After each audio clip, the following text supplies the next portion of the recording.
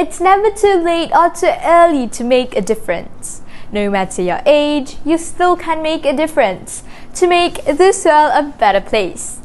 A very good morning, I bid to my beloved viewers over there. I'm SHIVANNII KUMARESAN and I'm here on my behalf from the delegate from SK Dr. Abdul Latif, Sabab Rendah, Selangor. There's no better feeling when a piece of art meets you at exactly where you are, when it hits you at the perfect moment and scratches an itch in your brain. That feeling is definitely the case when it comes to literature, finding and reading a book that speaks directly to you. The book The Lost Bear by Hannah perfectly defines that. Without wasting any more time, let's soak ourselves in the book The Lost Bear. Be quiet, bear. Hannah Gould's debut novel for children is a warm, gentle love story which celebrates the deep, intuitive relationships that can be forged by animals and humans. So, April Wood here lives with a widowed father, a scientist with a specialty in measuring climate change and weather patterns.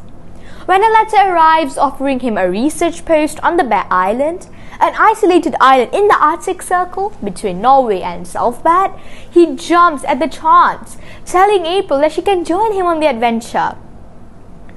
April, he said, leaning forward, 6 months in the Arctic will teach you more than 6 years at school ever will. She took a second to look at him. She saw that his eyes were bright and the 2 pink spots of color on his cheeks. The feeling fizzed through her again. When do we go? She said. April is now filled with excitement and expectation. Does this mean her father will have more time for her? And does this mean she gets to meet polar bears? Her feelings were all dashed away when she is told that bears haven't lived on the Bear Island for many, many years.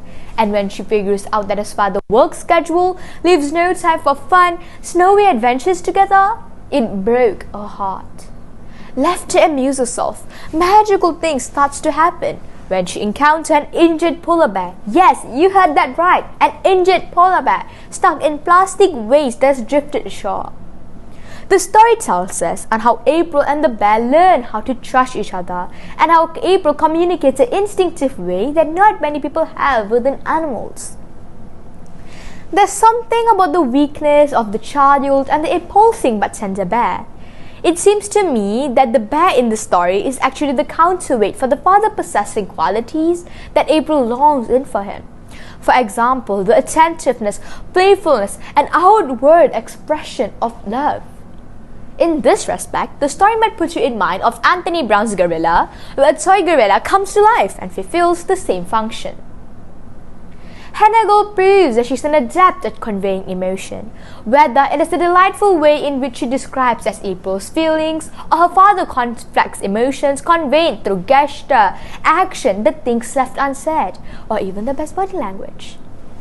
This piece of fragile art contains 303 pages and is published by HarperCollins Publications. Other than this wonderful masterpiece, Hannah Gould has made more significant masterpieces. For example, Finding Bear, which is actually the sequence series for this book. So if you want to make sure that Bear and April have a happy ending, please check this book out. Other than that, Hannah Gould has made more wonderful books. For example, The Lost Whale, and coming out this September, a new book called Sekolah. A climate message is threatened through the story. It is the melting of the polar ice cap that has been led to Bear being stranded in the Bear Island, and the impact of plastic waste that compounds a threat to its existence. Readers will be given a chance to care about these things, our nature, our world, our everything. Talking about nature, this book deeply reminds me of my late grandfather, who would talk about nature every given chance. Thanks, Grandpa. So this book is actually one of my comfort books that I would love to read every single time. In the classroom, this is a wonderful opportunity for students to get a chance to talk about these things. And this would be yet a serious yet very positive discussion. Well, this book will appeal especially to children who love to read animal stories or expect a quieter yet reflective read. Before ending, I would like to share a quote by the one and only April Wood.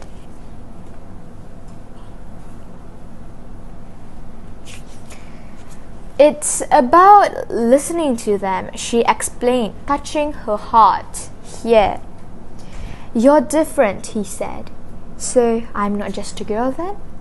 Tor smiled, and it was such a wide open smile that April couldn't help but grin back.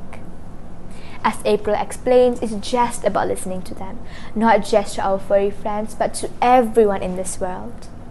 I hope I managed to allot to you the book The Last Bear by Hannah Girl. Thank you, ladies and gentlemen. Signing off yours truly, SHIVANNII. KUMARESAN. Adios.